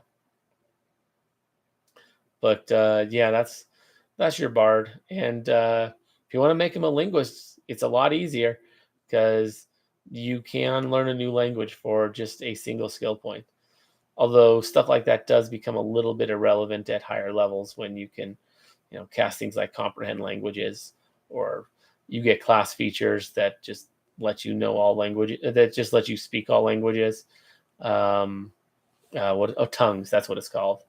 So yeah, once you get like the tongues class feature, that makes being a linguist a little bit irrelevant. But yeah, you can learn all the languages, which is pretty cool. But you can learn them a lot easier. One skill point instead of two is really nice, especially if you want to learn a lot of them. So can be cool. Um, that's one of the, and literally they are the only class that they're the only one in core. There's very few outside of core that get speak language as well. So it's actually really rare to see a class or prestige class get that one as class skill. So yeah, that's a thing. Um, I mean, yeah, bards no druid or wizard or anything like that, but they're really good, especially with core. Like cleric's solid, but core only, not as good. Most of the things that really make cleric shine require supplemental materials. So yeah, same with druid. Same with not druid. Same with bard. Bard's a lot better with supplemental materials, but still quite good without. So yeah. But yeah, they are one of the better skill monkeys. Not the best. They're tied with monk, I think, in terms of skill monkey. So, although only sort of, because monk will often dump intelligence because they really don't have a lot of things that they can dump. They are extremely intensive, and yeah, intelligence and charisma tend to get dumped on them, whereas bards can afford to dump something else, like I don't know, strength or something. Maybe I don't know. There's things that they can afford to dump. Um, like I guess wisdom maybe. Wisdom's not the best, but you get my point. They're not as bad. Um, they can be a little bit ability heavy depending on your build, but they're not necessarily. So yeah, that's. But bards are solid. They're one of the better ones. What's the least useful attribute for a bard? Ooh, in general, the least useful in 3.5 is often charisma, which is funny because when it comes to skills, the charisma ones tend to be some of the more useful ones, like diplomacy and bluff. But aside from that, charisma is generally the least useful in 3.5. Although, boy, can it be useful. Although on a bard, it's the one you want to have the highest. Um, Wisdom is useful for your will save, which is really important. Intelligence is good for for skills. Strength, if you plan to go into combat, can be good. Same with dexterity and con. Well, con is just good because that's your health. You always want that. Honestly, if I had to dump something, probably strength. Strength would likely be what I would dump as a bard, but it really depends on how I'm playing my bard. So yeah. I would say strength's probably the least useful for a bard in terms of attributes. You don't need con if you talk them out of fighting. That is true, but I basically never recommend dumping con. That's generally just asking to get killed. That's your health. Like making it so that you can't take as much of a hit before you die is generally a really bad idea. Just kidding. Yeah, okay, fair. Yeah. Con, yeah. I mean, you're right, but sometimes that's going to fail. So, yeah. Strength's probably the best one. Dex is useful for AC plus, you know, bards are a bit on the frail side. Like they're not as frail as a wizard or a sorcerer. Although they, if in high optimization, they're actually more frail, but bards are not. They're a fairly frail class. They can only wear light armor. Um, yeah, so you'd want to keep your dex decent in order to be able to utilize the armor. I'd keep your dex no higher than what it needs. Like I would keep it no higher than like maybe two. Maybe a bit less than the maximum your armor can handle. Yeah, because um, yeah, basically you can use things to up your dex later, and you can also make your armor out of material that'll give you a higher buff. So yeah, I wouldn't give it too much more. Maybe try and match it, like whatever at first level you're able to wear for armor. Keep your dex around there. Like if you are able to get like a +4, well, you're not going to be able to get. I wouldn't put an 18 in that, but you know what I'm saying. Um, yeah, I'd make dex decently high, but don't go too crazy with it. Take the half fey template. You get charm person as well. I mean, yeah, charm is actually something very useful on bards. Bards like to do that a lot typically. It's a very common way to play the bard, is someone that likes to use charisma to charm everybody. Then that's the bard. Sorcerers can do it a bit too, but yeah, bards are extremely charismatic. That's kind of their thing. So yeah, I would dump strength though. That would be my dump stat as a bard probably. Because then you can use dex to keep your AC up, as well as get a bow and be relatively competent with it. You're not going to be on the front lines, which is good because you're kind of squishy. Um, yeah, that's probably a decent way to do it. I wouldn't go too crazy on wisdom either. Yeah, it's your will save, but it's not really doing much else for you.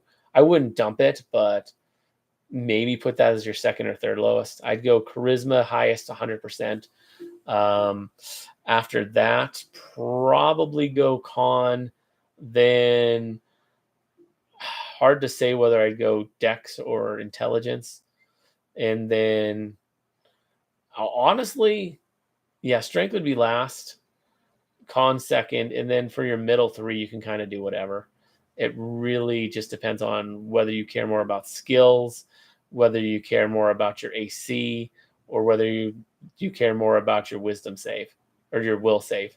So yeah, it really varies. That's how I'd build it though. But charisma 100% you want to be number one. That one, you would be foolish not to make your best stat charisma as a bard. You really would. Like everything's charisma based. So yeah. And constitutions probably should be your second.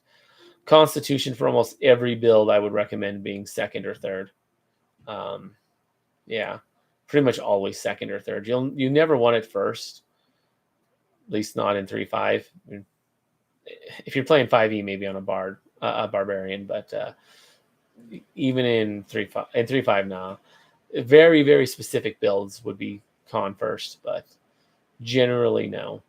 But you generally want it to be second or third, almost always. I can only think of a handful where you don't want it to be fourth, like monk. Unfortunately, probably once a monk would probably want con fourth, which is kind of sad because they really need dex, wisdom, and strength. So they really have to put con fourth, which is one of the problems with monk. Um, yeah. So yeah, that's how I would build it personally. But yeah, bard's a pretty solid one. But yeah, in general, charisma would be your dump stat more often than not. But it is super useful on a bard. It's your best stat, so you definitely don't dump it. But most builds are going to dump it. Like barbarian, if you're building a barbarian, you're probably dumping charisma or intelligence or both. You really don't need those. Barbarians don't need to be smart or likable. They just need to break stuff. At least that's how I like to play my barbarians. Is druid capable of enough healer in a 5e main party or in a 5-man party? Yeah, they're pretty solid. Well, one, healing isn't super important. It's not really good. You should probably be focusing more on potions than you are on actually having someone heal. It's way more effective. So there's that. And druid, if as a healer, if you wanted them for that, they're not much worse than the cleric. Effectively, how it works. You could craft potions or just buy them from the store. But effectively, how druids compare with clerics in terms of healing, which clerics are the best healer, like bar none, beside from at least in core. Um, Basically, what you do is first level spells, they're on par with the cleric. Druid and cleric are equally good at healing at first level, and same with second level as well. But druids for second level spells and on, they get them as one level higher. So what would be considered a second level healing spell for a cleric is a third level for a druid, and with third level for a cleric is a fourth level for a druid, so on and so forth. They both get first though, but druids don't get any second level healing spells. They get the second level as third, and so there aren't ninth level healing spells. Instead, you just get heal mass, which druids don't get. But yeah, they get all the cleric ones later. So like cure critical wounds mass, druids would get it ninth or as a ninth level spell. So they'd get it later. So they're solid. They're easily the second best healing in the game, or the second best healer in core. But honestly, you're better off just using potions. And Druid is the best class with core only.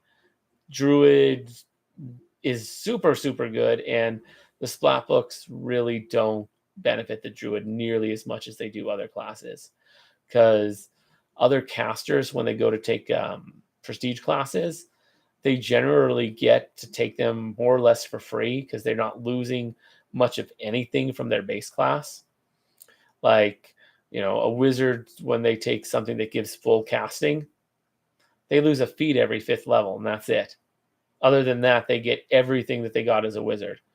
Their familiar will still level up, will still advance just the same.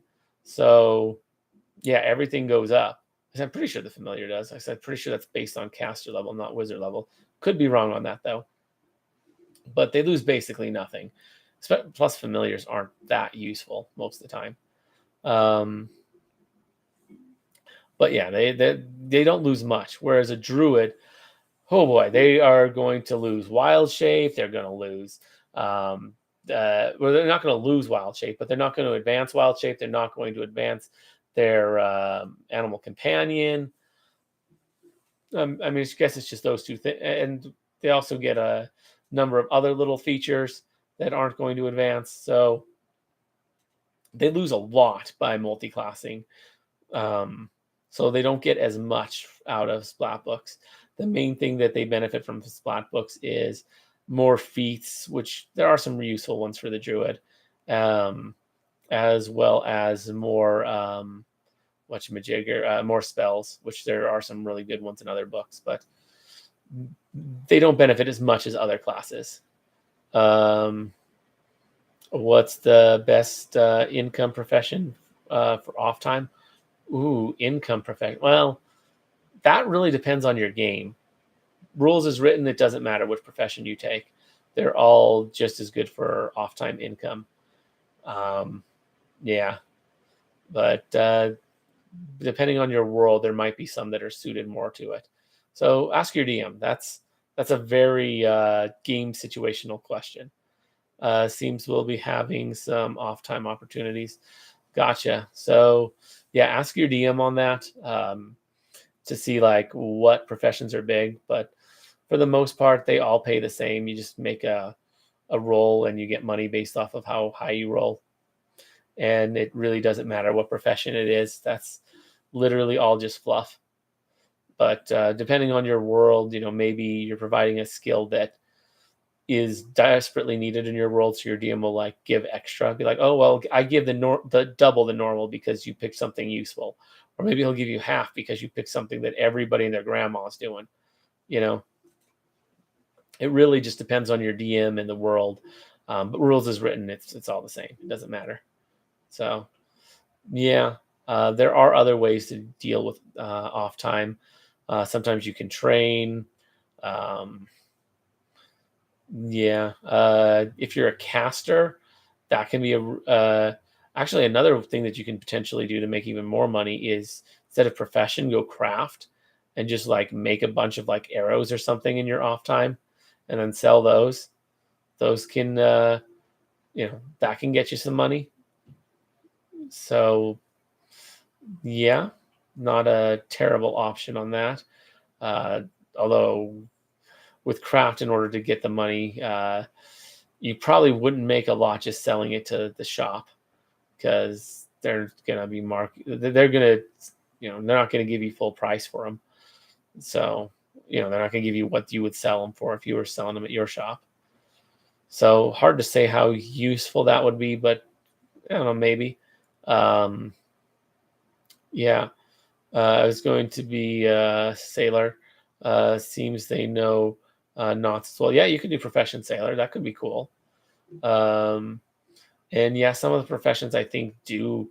Like you might be able to talk. It might be rules as written. I'm not sure, but you might be able to get synergy bonus with profession sailor and like use rope in order to get like if you put at least 5 ranks into that, you might be able to talk your DM into giving you a +2 proficiency bonus with uh, use rope. Use rope and sailor similar. Yeah, kind of. I don't know if that's rules as written, but you could probably talk your DM into it, depending on your DM. Uh, Look up the book Stormwreck for all things sailing in 3.5. Yeah, that's a really good one for that. That one's all about water encounters and everything. So if you wanted to do like an ocean encounter, that is a really good book. That's one that I'm planning on getting somewhat soon and covering fairly soon-ish. So probably in the next year or two, I'll start covering Stormwreck and Sandstorm and all those ones. So yeah, those are high up on my list of things to cover. Great book right there, Stormwreck. I haven't looked at it too much, but it is one that I'm very interested in. Stormwreck, Sandstorm. What's the other one?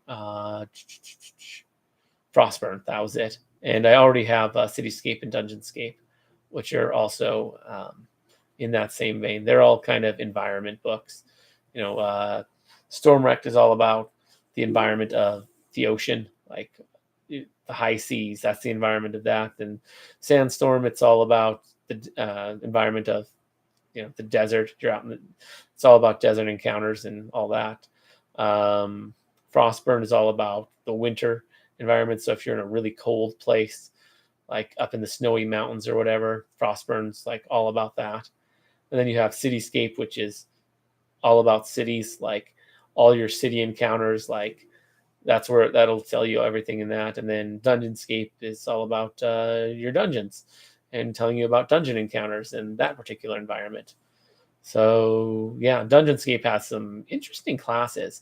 The Factotum comes out of there, which is a fun one.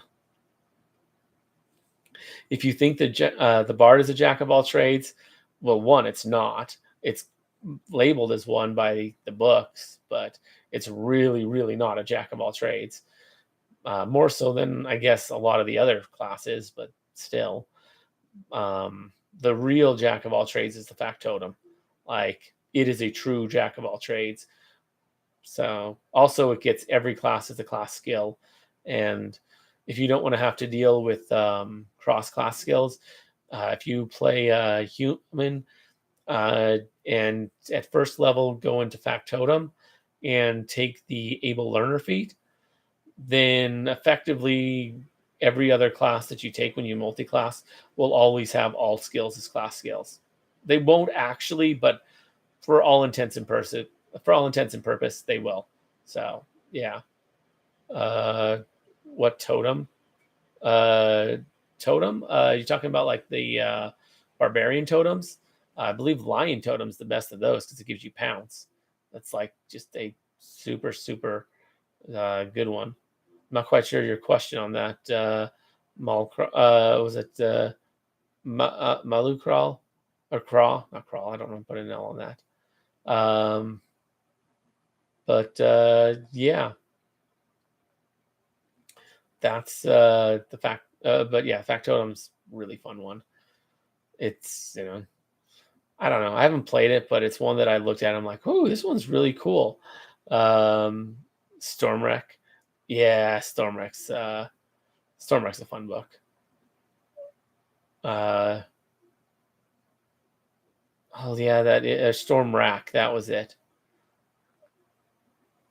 Yeah, I always thought it was Storm Rack. Interesting, but yeah, it's a really fun. It's a really interesting one. It's all about this high seas. So yeah, if you're ever playing an ocean campaign, that's like the book you want to use, especially if you're like a DM and you want to run an ocean campaign. Storm Rack, 100%. Sorry, get most books off script. Fair enough. Fair enough. Um, you know, generally, ge- generally, if I want to find a PDF, just Google, just Google it, and it'll pop up. Like, I don't know why, but it works. They have done almost nothing to scrub that info, so it's pretty easy to find. Um, don't know how much Wizards care. Clearly, probably not a lot if they're not putting any effort to scrubbing the info. So yeah, it is what it is, which is interesting because of everything that's been happening with them and their open gaming license and all that. But my guess is they don't even care about 3.0 anymore or 3.5. Like they're like, yeah, yeah, it's all about 5e now. They cared about 3.0 or 3.5 like during the 4e days just because Pathfinder was killing them. Um, so they, threw a bone to the 3.5 players to get a little bit of money probably, which worked. I mean, I bought like 4 books from them. I bought 2 players handbooks and the Magic Item Compendium and Spell Compendium when they did that. So it was a while ago now. But yeah, this was probably like 8, 9 years ago at this point. But yeah, those were fun books. I still have one of them in its wrapper, which is really cool. So yeah, yeah. So I still have my one player's handbook in its original packaging. It's the reprint from like 10 years ago or whatever. But still, uh, yeah. But we are getting close to the end of stream. Got another 3.5 minutes. So I'm going to start wrapping up here. Not ending yet, but I do want to thank everybody for coming and hanging out, and also for helping me get to 1,000 subscribers. Like that really does mean a lot. And I do want to apologize for starting so late. Like this was like 3.5 hours behind schedule, so yikes on my part. I really do apologize for that. Just it took me a while to get going today, so and I wanted to make sure I was all cleaned and showered and shaved and all that good fun stuff for you guys. So wanted to make sure I was here putting on the best live stream I can. So that's a big reason for that. Um, but yeah, uh, we will be back next week for our fifth one of these. Should be at noon. Hopefully, I don't end up having to postpone it a bunch of times. Again, sorry about that.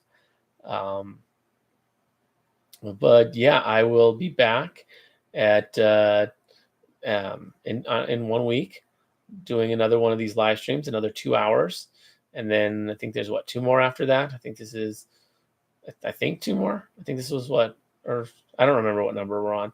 There's 7 in total. Um, but yeah, uh, and then we'll do some more of these once I hit 2,000 subscribers. But we still got a few more left. And yeah, thanks, Mitch. Have a good one. Yeah, I appreciate it. Yeah, and you stayed for the whole time, Slyther. That's really awesome. It was good having you here and keeping me company and all that good fun stuff. And again, thank you guys for helping me hit 1,000 subscribers. That really, really does mean a lot. Like, I literally could not have done it without you. And it's the first step towards making my dream of becoming a YouTuber come true. So like that really means a lot. Like, I would like to someday be able to, make a living off of this. So yeah, I'm hooked on D&D. Same. Let me. It's a really fun game. Like, it's a great way to just socialize and hang out, and it's also highly logical. Like, you get to like make these builds and figure out like what works and what doesn't, and like I don't know. It just stimulates so many different parts of my brain that I really like. it's just a really fun game in many, many different ways. So I love it. It's like the perfect game, if you ask me. Well, it's not perfect, but as close as you can get. Things had a lot of fun once more. Appreciate that, Snagwolf. Um, but yeah, we are going to be wrapping up here in a second. So yeah, thank you to everybody who hung out, and I will be back, as I said, next week from hopefully at noon, but we'll see what happens. Hopefully I'm not 3.5 hours late again. I'll try and work on that one. So yeah, I will see you guys later. Um, I have Discord and Twitch. I don't have links on that, but that's on like all my latest videos. But anyways, as always, I'm Mitch. Seeing you.